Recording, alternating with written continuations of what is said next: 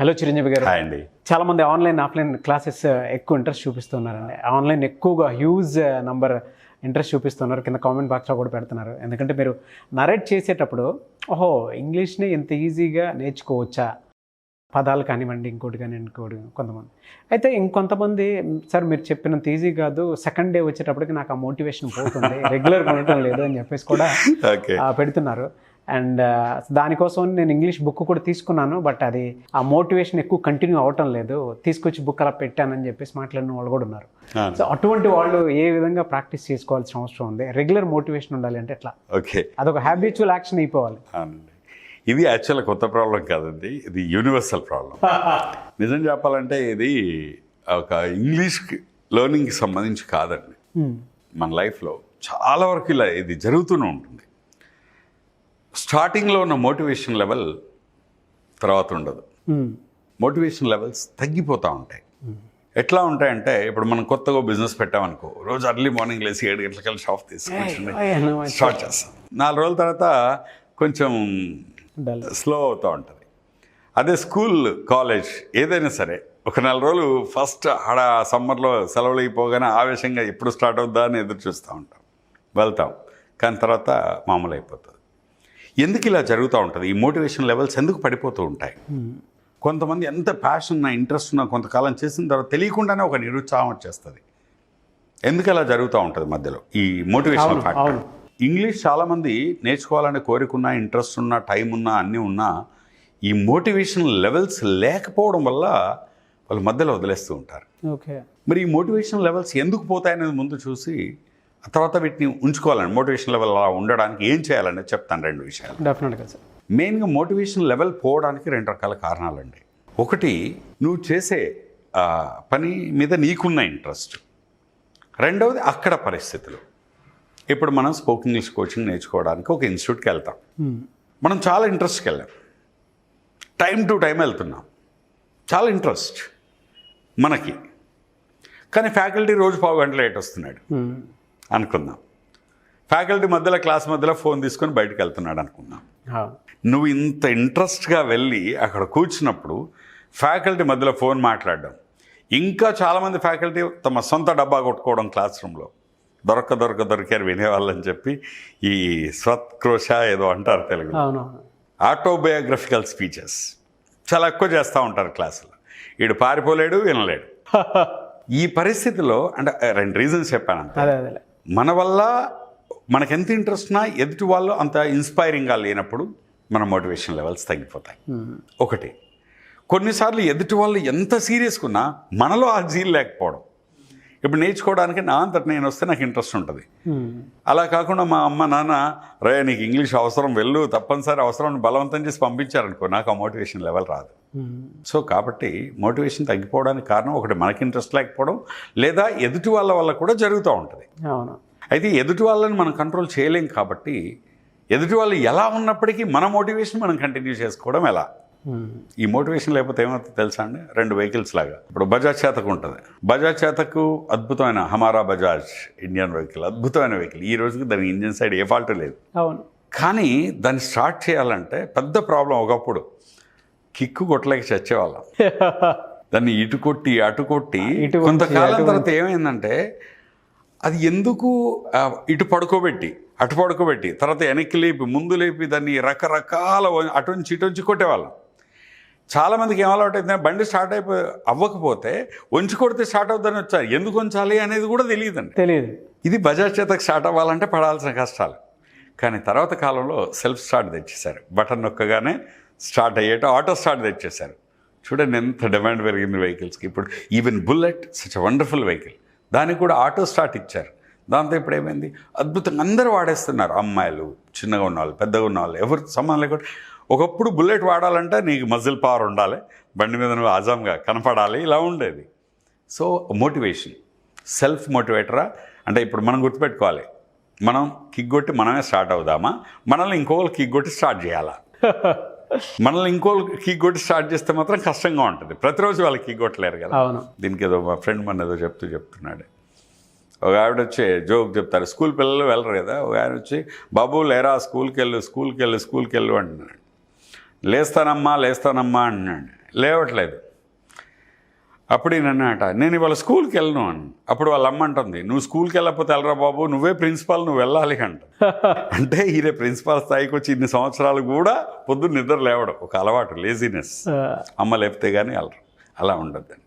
దీనికి కారణం ఎందుకు ఇలా జరుగుద్దంటే ఒక యాక్షన్ ప్లాన్ లేకపోవడం.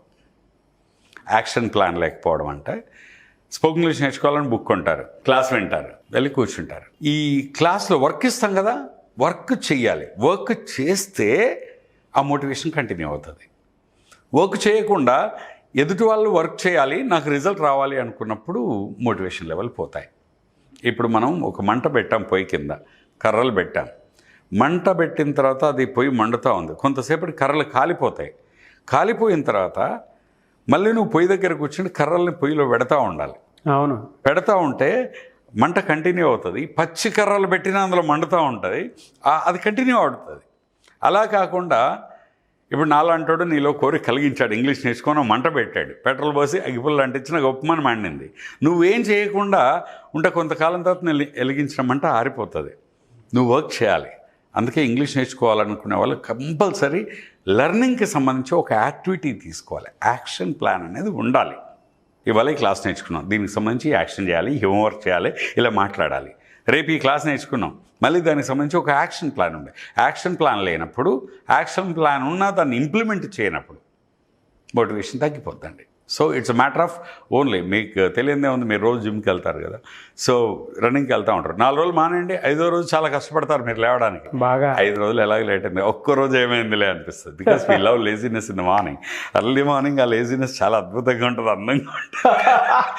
సో అందరు నిద్ర లేపుతుంటే కూడా దుప్పటి కప్పుకొని నిండా ముడుచుకొని పడుకొని లేస్తా అని చెప్పినప్పుడు ఉన్న ఆనందం ఎగ్జామ్ పాస్ అయినప్పుడు కూడా ఉండదు. కాదన్నా, కానీ అది ఎక్కువ కాలం అయితే సుఖం అప్పుడే కనిపిస్తుంది. కాకపోతే కొంతకాలం తర్వాత అది ఇబ్బందిగా మారుతుంది. కాబట్టి యాక్షన్ ప్లాన్ ఉండాలి. దానికి బదులు పొద్దున్న లేసి జాగింగ్ చేస్తూ ఉంటే, ప్రపంచం అంతా నిద్రపోతూ ఉంటే, నువ్వు పరిగెడుతూ ఉంటే, నీ ఒంటి నిండా తడైనప్పుడు, ఆ చెమటతో నువ్వు ఉన్నప్పుడు పరిగెడుతూ ఉంటే, you feel the joy of the future.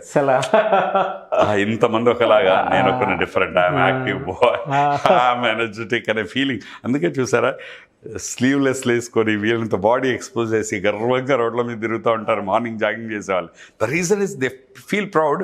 80% of the people నిద్రపోతుంటే 20% మేము పరిగెడుతున్నాం, వీఆర్ డిఫరెంట్ ఫీలింగ్ ఉంటుందండి. అలాగే ఇంగ్లీష్ నేర్చుకునే వాళ్ళు కూడా అందరు విని వెళ్ళిపోతూ ఉంటారు కదా, కొందరు దాన్ని ప్రాక్టీస్ చేస్తూ ఉంటారు కూడా, వాళ్ళు ఆ ఫీలింగ్ని అలా ఎంజాయ్ చేస్తూ ఉంటారు అనమాట. కాబట్టి యాక్షన్ ప్లాన్ పెట్టుకోవాలి, ఆ మోటివేషన్ ఉండాలండి. డెఫినెట్గా సార్.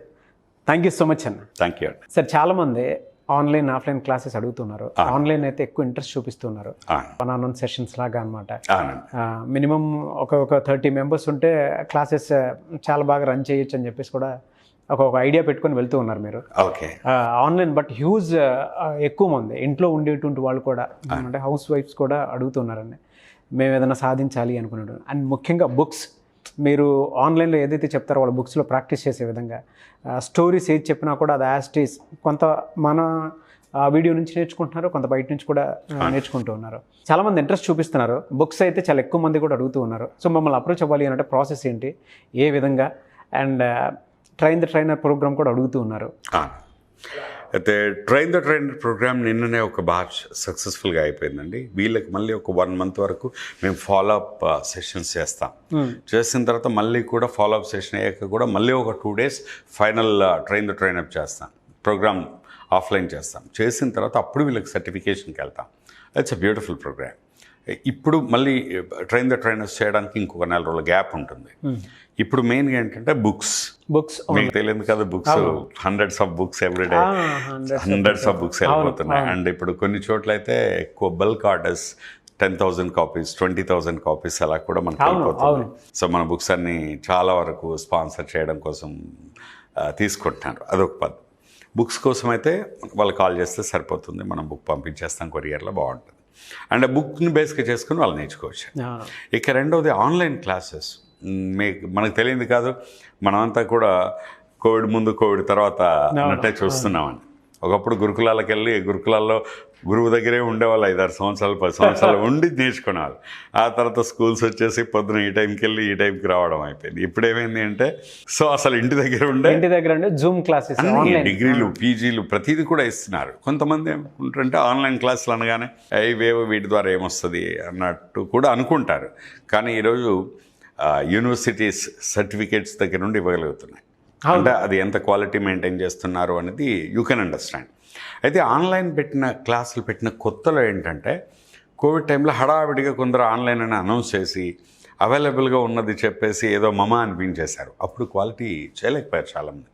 అందుకే నేను ఆ టైంలో క్వాలిటీ చేయలేమనే కోవిడ్ టైంలో ఎప్పుడు నేను ఆన్లైన్ క్లాసులు పెట్టలేదండి. దానికి ఏం చేసినా ఒక సిస్టమ్ ఉండాలి, ఒక పద్ధతి ఉండాలి, దాని రిజల్ట్ ఓరియంటెడ్గా ఉండాలి. Ultimately it's a matter of my brand or our brand. అవునవును. సో కాబట్టి ఇప్పుడు మేము ఆన్లైన్ క్లాసెస్ కోసం ఎక్స్క్లూజివ్గా ఒక సిస్టమ్ డెవలప్ చేసామండి. త్వరలోనే ఇప్పుడు చాలా వరకు మనకు వెయిటింగ్లో ఉన్నారు జనాలు. సో ఇంకా కొంచెం మంది అయిన తర్వాత సఫిషియెంట్ పీపుల్ అయిన తర్వాత ఒక అందరికీ కామన్గా సూట్ అయ్యే టైమింగ్స్ అయితే సాటర్డే సండే కానీ లేదా ఎవ్రీడే ఈవినింగ్ కానీ అలా ఒక ఫిక్స్డ్ స్కెడ్యూల్ రిలీజ్ చేస్తాను. ఎవ్రీ మార్నింగ్ కానీ అట్లా కామన్గా అందరికీ సూట్ అయ్యే టైం తీసుకొని ఒక బ్యాచ్ ఫస్ట్ ఫామ్ చేస్తాం. దీంట్లో ఏంటంటే మెయిన్గా ఈ ఆన్లైన్ సెషన్లో సెల్ఫ్ లెర్నింగ్ మెథడ్స్ మీద ఫోకస్ చేస్తాం. ఓకే.